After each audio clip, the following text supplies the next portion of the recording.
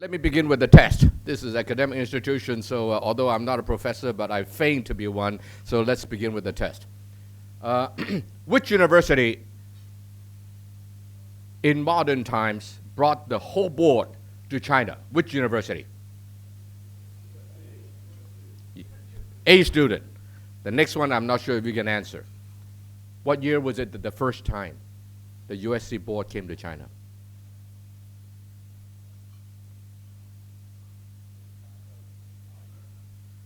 (1978). That baffles me. I was just out of school, out of SC. I was, a graduate student. Well, I was just finished graduate school. And 1978, USC became the first major universities in America to bring us board here. And ever since that time, every subsequent board meeting I've been involved in fact, taking quite a considerable role. And so I just never ceases to amaze me how foresighted our forefathers are at USC. Let me also acknowledge one gentleman in this room. Why are we here, this global conference? It started in 2001 in Hong Kong.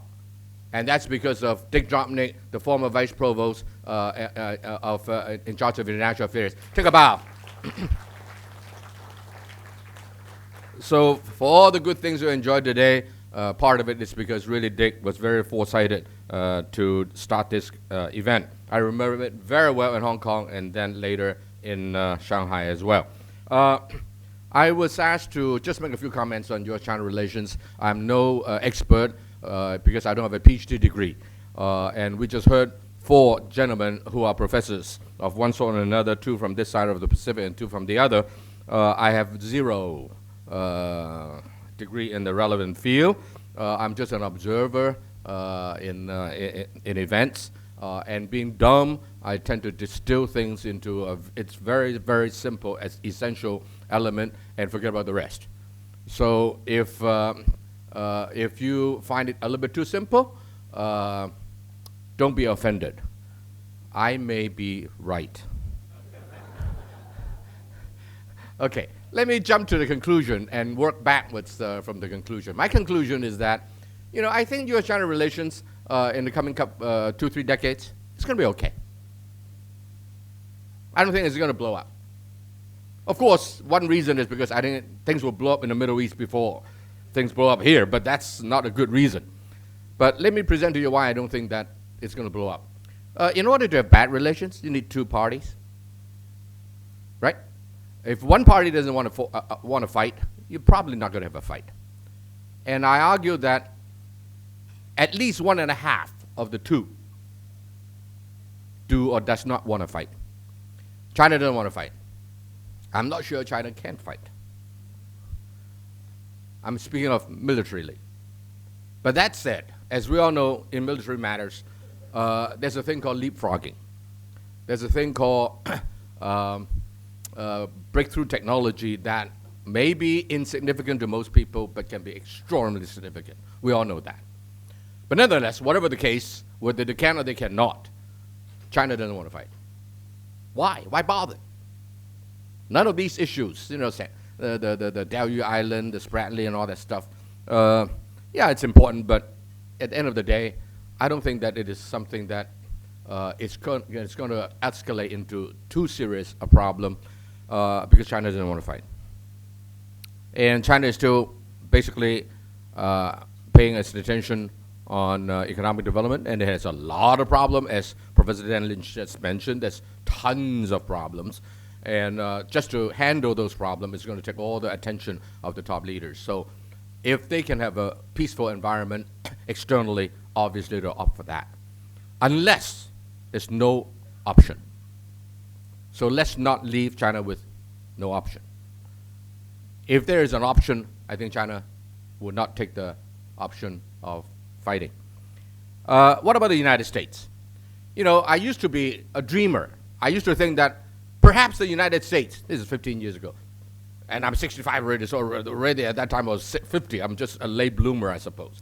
I thought that the United States, for once, may be one of those few countries who is an existing superpower that will have the wherewithal, intellectually, emotively, and otherwise, to make room for the coexistence of another rising power. But increasingly in the last 15 years, I have been proven incorrect. I'm more and more convinced today that the United States is really want to fight. Well, not a fight. They just want to, not a fight, that's the wrong word. They just cannot stand another country rising and having to share power. Exceptionalism has been with America for a long time. And ever since Second World War, exceptionalism has become exceptional.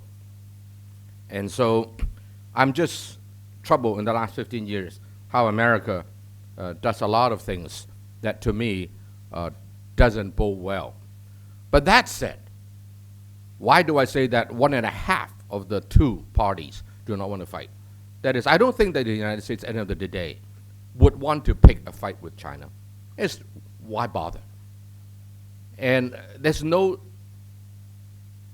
existential reason for America to do that.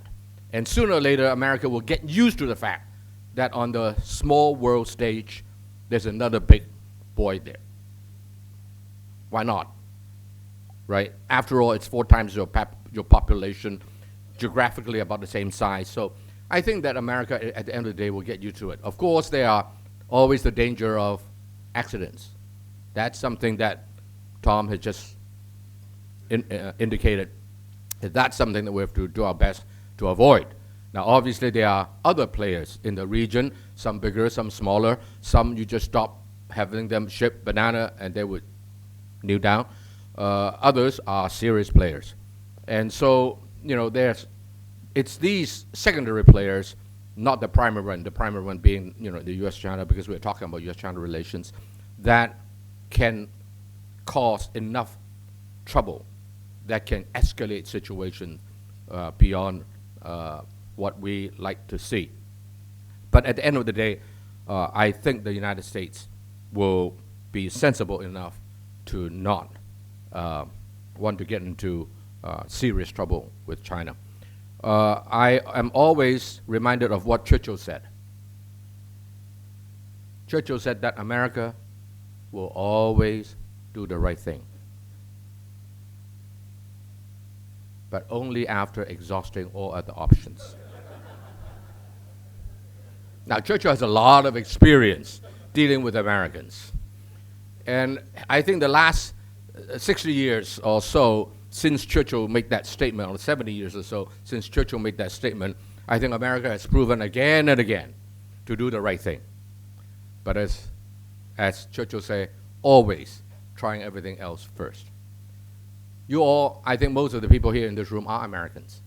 And to my American friends, I just say one thing. To you, America is the standard. Because you don't know better.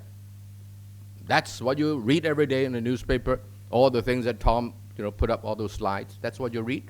And in as much as we like to think that we are all independent thinkers, in as much as we like to think that we're intellectually independent and smart, ladies and gentlemen, I got bad news for you. 99.999% of us are not. We are affected by what we read and what information impacts us from the outside. So now let me just cover one other thing, and that is, a lot of people look at China differently. And I certainly appreciate the way many American scholars, including Dan, that what they say is, there's a lot of truth to what they say. But on the other hand, I often disagree with the conclusions that they draw. The facts that they discover, I think, for the most part, are really very useful and even accurate most times. But the conclusion, I do usually have a problem with. Let me just cite you a couple of examples, and then I'll conclude. A lot of people say, Tom, over lunch we were talking, the military in the United States keep asking the question, why is China having an aircraft carrier, and why are they doing a blue water navy, and this and that? I said, isn't that simple indeed? I told you I'm a simple guy, right? Let me give a simple answer. Two answers. Number one, 1996. two aircraft carrier was parked, one in the north, one in the south.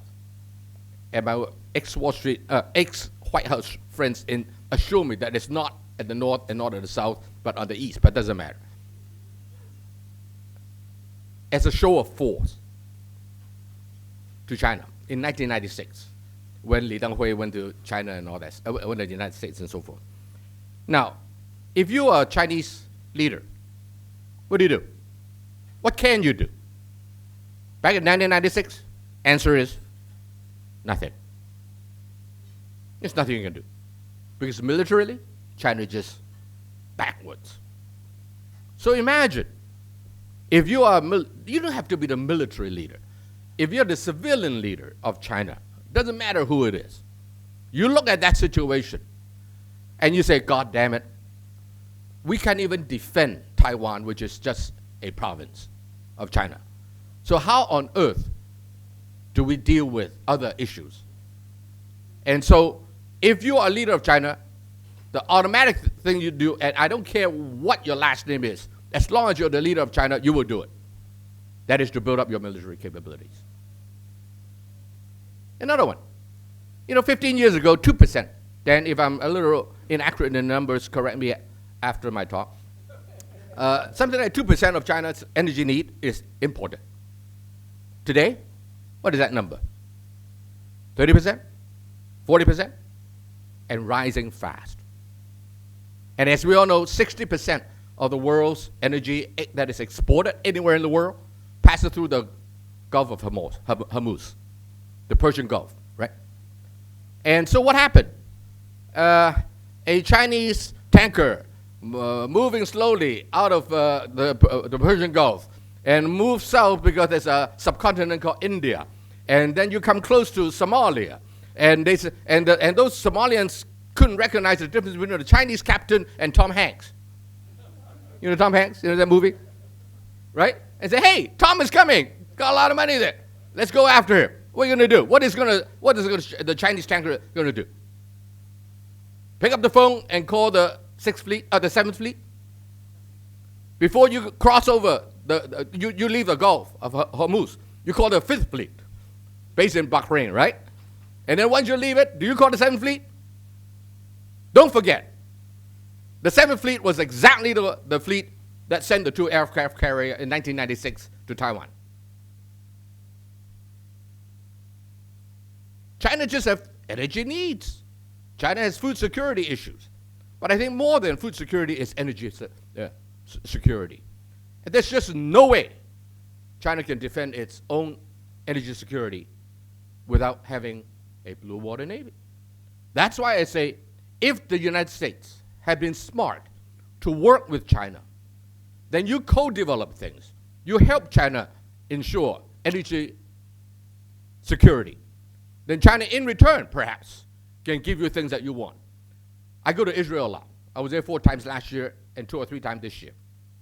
All my Israeli friends ask me, why does China vote with Iran? I said, one of the biggest mistakes any one of us can make is only think from my perspective. I love Israel, by the way. I go there all the time. But that said, I tell my Israeli friends, if you are China and you have energy security as one of your top priority,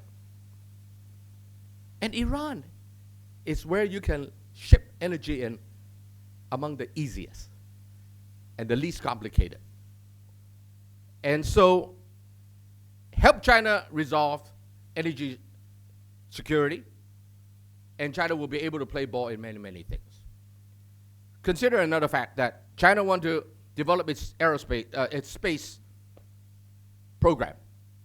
Call up NASA. And by the way, the head of NASA is a former fellow trustee of ours at the USC board, right? Right.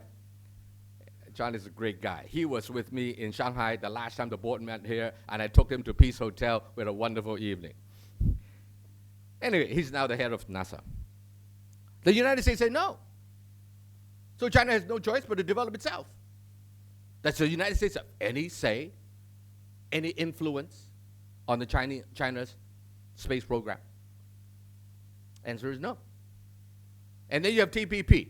by the way, all my Washington, D.C. friends absolutely deny that TPP is, against China. One time I happened to be the co-chair of the Asia Society globally also, which is based in New York City. So one time we were in New York, in Washington, D.C., and we were meeting with 6 or 7 departments, and we had at least an undersecretary, if not a deputy secretary of whatever department addressing us. Every one of them, totally unprompted. And by the way, I was one of the very, very few Chinese in the room. Every one of them felt the need to explain why TPP is not against China. I said, oh, I got it. You are. Right? But doesn't matter. Just be careful. In 2001, when China joined, achieved accession to WTO, China had to really bend backwards and did a lot of things that they don't want to do in order to get in. They got in. Today, who is the most anti-globalization in the world? It's the West. By America, by USA. You talk to my friends who used to, for decades, supply Walmart or whoever else.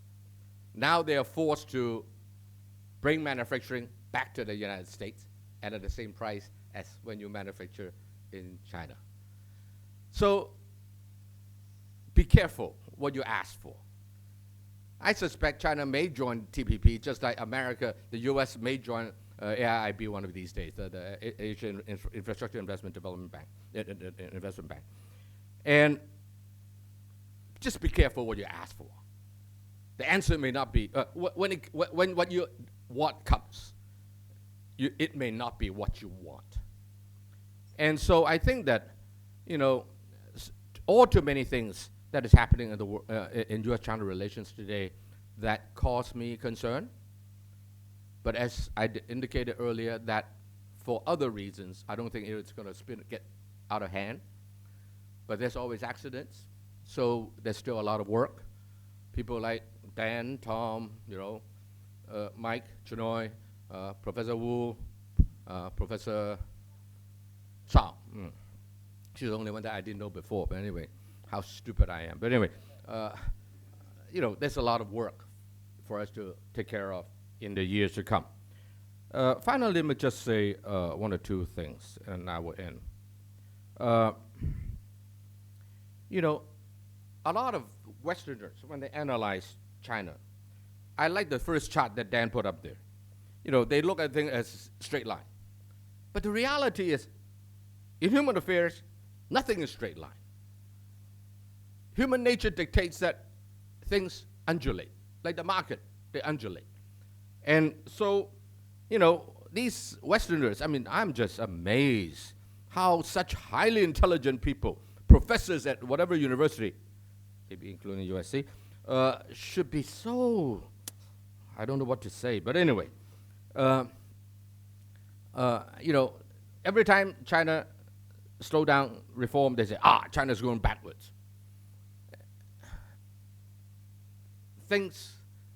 You have to do the right thing at the right time.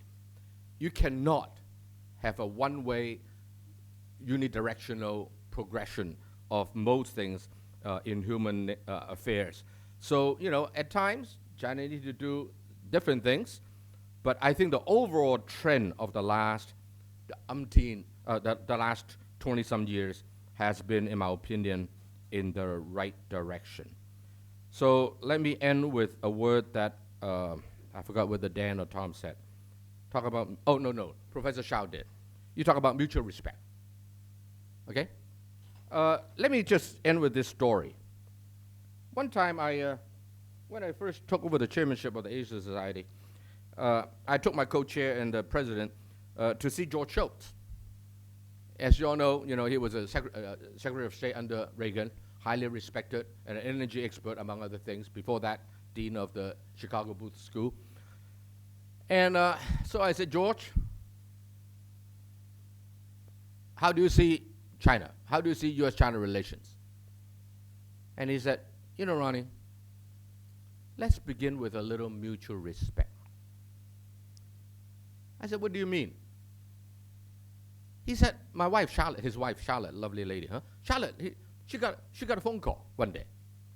And Charlotte, by the way, was the head of, I think, if I'm not mistaken, the head of protocol for California State. But because she didn't want to live in Sacramento because George was in the Bay Area, so she took another job, that is to become the protocol head of San Francisco, where the Schultz have a wonderful, beautiful penthouse. And that's where this discussion took place. And George said, Charlotte, when they got a phone call, and it's from the White House. And the White House says, oh, Charlotte, would you please go down quickly to Southern California? I forgot it was LAX or Long Beach or whatever. Just go down to Southern California to receive a guest. And so Charlotte said, who is that? And the answer is, oh, President Xi Jinping is coming. So Charlotte said, oh, okay, my pleasure to. Who am I going with? He thought that maybe, I don't know, the Secretary of State or the National Security Advisor or the Vice President even, right? Well, you don't need the President there. But anyway, somebody important. And the answer is, no, Charlotte, you represent the country.